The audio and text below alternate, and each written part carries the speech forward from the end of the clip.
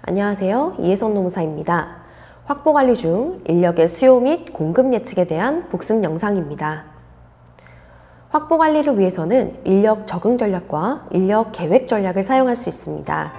인력 적응 전략은 기업이 미래 특정 시점에 도달했을 때 필요한 인력을 확보하거나 혹은 과잉 인력을 감축하는 전략입니다. 인력 적응 전략은 예측 위험성이 가져다주는 비용을 피할 수 있고 미래 특정 시점에 발생된 구체적인 기술적 상황을 가지고 적합성을 판단하기 때문에 직무와 사람 간의 적합성을 극대화시킬 수 있습니다. 하지만 필요한 인력을 제때 구하지 못하면 시장 기회를 상실하게 되고 미래 특정 시점에서 법적, 도덕적 제약으로 유효 인력을 방출시키지 못할 경우 조직 효율성이 떨어진다는 단점이 있습니다. 인력 계획 전략은 기업의 환경 변화를 사전에 예측하여 미래 특정 시점에서의 인력의 양적 및 질적 문제를 사전에 충분한 기간을 가지고 준비하는 전략을 말합니다. 인력 계획 전략은 기업이 미래를 대비하여 종업원에게 교육훈련의 기회를 제공하게 하고 이를 통해 종업원의 성장 욕구 충족과 그들의 노동시장 내 경쟁력을 높이는 결과를 가져다 줍니다. 또한 기업 입장에서도 내부 인력의 육성, 개발로 외부 노동시장에 대한 의존성을 줄여주는 장점이 있습니다. 하지만 예측 비용의 문제가 발생하고 종업원을 다기능화시키지만 당장 실무에 적용할 기회가 없다면 종업원 불만족과 기업의 비용 부담 문제가 발생한다는 문제가 있습니다.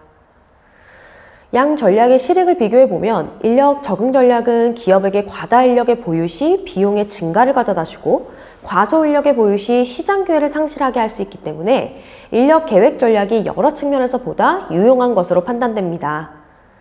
따라서 확보 관리는 인력 계획 전략 하에서 전개됩니다.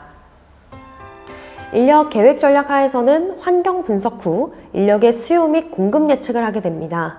인력 수요 예측이란 미래 특정 시점에 기업의 목적을 달성하기 위해 필요한 인적 자원의 양과 질을 예측하는 과정을 말합니다. 질적 인력 수요 예측부터 살펴보도록 하겠습니다. 이는 미래 기업 목적을 달성하기 위해 요구되는 직무 수행 자격 요건에 대한 예측을 말합니다. 질적 인력 수요 예측을 위해서 사용되는 예측 기법은 자격 요건 분석 기법과 시나리오 기법이 있습니다. 자격 요건 분석 기법은 해당 직무의 과거부터 현재까지의 직무 기술서 및 직무 명세서를 분석하여 미래의 직무 기술서 및 직무 명세서를 예측, 작성함으로써 요구되는 자격을 예측하는 방법입니다. 이 기법은 기업의 환경과 구조가 매우 안정적이어서 직무 내용, 조직 구조, 생산 기술이 거의 변화하지 않는 경우, 단기적 예측을 하는 경우 적합한 예측 기법입니다. 시나리오 기법은 전문가 집단의 집단 의사결정을 통해 미래에 발생할 경영 환경의 변화, 해당 기업에 나타날 미래의 기회와 위협에 대한 분석, 그리고 개별 직무 내용의 변화를 예측하는 기법입니다. 이 기법은 미래의 기업의 환경과 구조가 매우 불안정하고 복잡한 변화가 예상되어 해당 기업의 직무 구조, 조직 구조 및 생산 기술 변화에 대한 예측이 어려울 경우, 비교적 장기적 예측이 필요한 경우 적합합니다. 이제 양적 인력 수요 예측 기법에 대해 살펴보도록 하겠습니다. 양적 인력 수요 예측은 미래의 특정 시점에 해당 기업의 전체, 부분별, 작업 집단별 필요한 인력의 수를 예측하는 활동을 말합니다. 양적 인력 수요 예측을 위한 기법으로 통계적 기법, 노동과학적 기법, 델파이 기법과 명목 집단법, 화폐적 접근법이 있습니다. 통계적 기법은 해당 기업의 역사적 자료를 가지고 분석하는 것입니다. 통계적 기법 중 하나인 생산성 비율 분석법은 과거 해당 기업이 달성했던 생산성의 변화에 대한 정보를 가지고 미래에 필요한 인력을 예측하는 기법입니다. 생산성이란 단위 연도당 한 명의 노동인력이 생산한 제품의 평균 수량을 말합니다. 두 번째 통계적 기법인 추세 분석 기법은 해당 기업에서 과거의 인력 변화를 가져다 주었던 재반 요인들을 찾고 재반 요인들과 인원수 간의 변화 비율을 통해 미래 필요한 인원의 수를 예측하는 기법입니다. 추세 분석 기법이 예측력을 높이기 위해서는 인력 변화를 가져다주는 주요 요인에 대한 정확한 파악이 중요하고 추세선을 그리는 데 많은 시간과 노력이 투입되어야 합니다. 세 번째 통계적 기법인 회귀 분석은 기업의 인력 수요 결정에 영향을 미치는 요소들의 복합적인 영향력을 계산하여 해당 기업의 미래의 인력 수요를 예측하는 기법입니다. 인력 수요 결정에 영향을 미치는 변수로서 매출액, 생산량, 생산 장비에 대한 투자액, 수익, 기술 수준의 정도 등이 있고 이를 회계 방정식에 대입해 계산합니다. 회계 분석의 예측력을 높이기 위해서는 회계 방정식 도출을 가능하게 하는 충분한 과거 데이터가 있어야 하고 영향 변수들 간의 유의미한 상관관계가 존재해야 하며 안정적 변화가 예상되어야 합니다. 양적 인력 소요 예측을 위한 두 번째 기법은 노동과학적 기법입니다. 노동과학적 기법은 시간 및 동작 연구를 기초로 하여 하위 개별 작업장별 필요한 인력을 산출하는 기법입니다. 시간 연구를 통하여 표준 작업 시간을 도출하고 이를 통해 계산된 연간 총 작업 시간을 연간 1인당 작업 시간으로 나누어서 수요 인력을 산정하는 것입니다. 노동과학적 기법은 생산 단위당 표준 작업 시간을 매우 과학적인 방법, 즉 시간 및 동작 연구를 통해 산출하기 때문에 미래 특정 시점에서의 생산량이 정확히 예측되기만 하면 인력 소요 예측의 정확도는 매우 높아집니다. 그러나 표준 작업 시간을 산정하는 과정에서 기업과 작업자 간의 갈등이 야기될 소지가 있다는 문제점이 있습니다. 세 번째 양적 인력 소요 예측 기법인 델파이 기법과 명목 집단법을 살펴보겠습니다. 델파이 기법이란 전문가들을 대면 접촉시키지 않고 서신을 통해 그들의 예측 내용을 수집하는 기법입니다. 이 기법은 전문가들을 한 장소에 모이게 할 필요가 없고 타인의 영향력을 배제시켜 개개인의 고유한 의사결정을 가능하게 한다는 장점이 있습니다.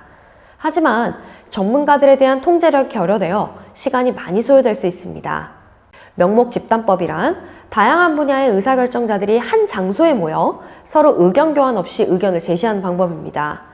명목 집단법 역시 타인의 영향력을 받지 않고 독립적으로 문제를 생각해 볼 수 있고 의사결정에 걸리는 시간이 짧다는 장점이 있습니다. 하지만 한 번에 한 문제밖에 처리할 수가 없고 의사결정 과정을 이끌어갈 리더의 자질을 갖추는 것이 어렵다고 합니다. 마지막 양적 인력 수요 예측 기법은 화폐적 접근법입니다. 화폐적 접근법은 미래의 어느 시점에서 기업이 어느 정도 종업원을 보유할 수 있는지 그 지불 능력에 초점을 맞춥니다. 허용 인건비 총액을 1인당 평균 인건비로 나누어 인력의 양적 수요를 예측하고 이를 각 부서에 배정하는 방식입니다. 화폐적 접근은 재정적 지불 능력을 토대로 수요 예측을 하기 때문에 다른 예측 기법에 비해 보다 현실적입니다. 하지만 수요 인력 산정에 필요한 재무적 정보에 대한 예측이 매우 어려워 기업의 환경 변화가 빠른 업종에서는 예측의 정확성을 담보하기 어렵다는 문제가 있습니다. 지금까지 인력 수요 예측 기법을 살펴보았습니다. 이제 인력 공급 예측 기법을 살펴보도록 하겠습니다. 인력 공급 예측은 미래 특정 시점에서 기업이 보유하게 될 인력의 양적 및 질적 측면에 대한 예측, 즉 내부 노동시장 예측 활동과 미래 특정 시점에서의 외부 노동시장 여건에 대한 예측 활동을 포함합니다. 내부 공급 예측 기법으로 첫 번째, 기능 목록법이 있습니다. 기능 목록법은 종업원들이 보유하고 있는 기능과 능력을 조사한 결과를 요약하여 정리한 자료를 말합니다. 일반적으로 기능 목록에 포함되는 내용에는 보유 기능, 조작 가능 기계, 장비, 도구, 현재 담당하고 있는 직무의 내용 및 책임 정도, 경력, 교육훈련, 직무 성과, 강약점 등이 있습니다. 이러한 기능 목록법을 성공적으로 활용하기 위해서는 정보의 내용이 정확하고 최신의 것이어야 합니다. 그러므로 인적자원 정보 시스템의 구축이 필요합니다. 두 번째 내부 공급 예측 기법으로는 마코브 분석 기법이 있습니다. 마코브 분석은 내부 노동시장이 안정적이라는 조건 하에서 미래 각 기관의 현재 종업원의 이동 상태가 어떻게 되는지를 예측하는 기법입니다. 마코브 분석은 종업원의 이동 상태를 예측하기 위해 전이행렬을 이용합니다. 전이행렬은 매년 초 각기 다른 직무에 종사하고 있는 사람들의 숫자를 이동 예상률과 곱하여 나타냅니다. 마코브 분석은 널리 이용되고 있고 적용하기 쉬운 장점이 있습니다. 하지만 고정된 전이행렬을 전제로 하고 있기 때문에 조직 내 인력 흐름 변동이 조직의 전략적 전환이나 구조 개편, 경력 개발 및 교육 훈련 프로그램에 의해 영향을 받는 경우를 고려하지 못하는 한계가 있습니다. 또한 이동 예상률이 종업원의 초기 직무 개시 상황에 의해서만 결정된다고 가정하고 있는데 실제 기업에서 사람들이 이동하는 원인은 수행되어야 하는 직무로 보내지기 때문이 아니라 공석을 메꾸기 위함이라는 것을 고려했을 때 이동 예상률은 공석이 얼마나 있느냐에 달려있다고 보는 것이 옳다라는 반론이 있습니다. 마지막으로 일반적으로 각 직무나 상황에 적어도 50명 정도가 있어야 유효한 기법이라는 한계가 있습니다. 내부 공급 예측과 더불어 외부 공급 예측은 어떻게 이루어질까요? 외부 공급 예측은 일반적으로 인구 구조, 경제활동 인구, 실업률, 산업별, 직종별 고용 동향 등 외부 노동시장 여건을 분석하고 외부 공급원이 되는 대학, 전문대학 등의 교육기관 및 직업훈련기관의 인력 공급 추이를 예측하는 것을 말합니다. 이상의 수요 및 공급 예측이 끝나고 나면 수급 조정이 들어갑니다. 초과 수요의 경우 기본적으로 취할 수 있는 조치는 개발과 정규직 선발입니다. 개발은 시간과 비용이 과다하게 요구되고 정규직 선발은 기업의 고정비인 인건비를 증대시킵니다. 그러므로 이러한 기본적 조치 이전에 취할 수 있는 조치를 선제적으로 검토해야 합니다. 여기에는 초과 근로 활용, 임시직 고용, 파견 근로 활용, 아웃소싱이 있습니다. 초과 공급이 예상되는 경우에도 다양한 인력 감축 전략들을 고민해 봐야 합니다. 인력 과잉이 심하지 않고 단기적인 경우에는 근로시간 단축, 배치 전환, 교육훈련 실시, 직무 분할제 등을 실시할 수 있고 이것으로도 인력 과잉 해소가 어려운 경우에는 조기 퇴직 유도, 다운사이징, 정리해고가 고려될 수 있습니다. 지금까지 인력의 수요 및 공급 예측에 대해 살펴보았습니다.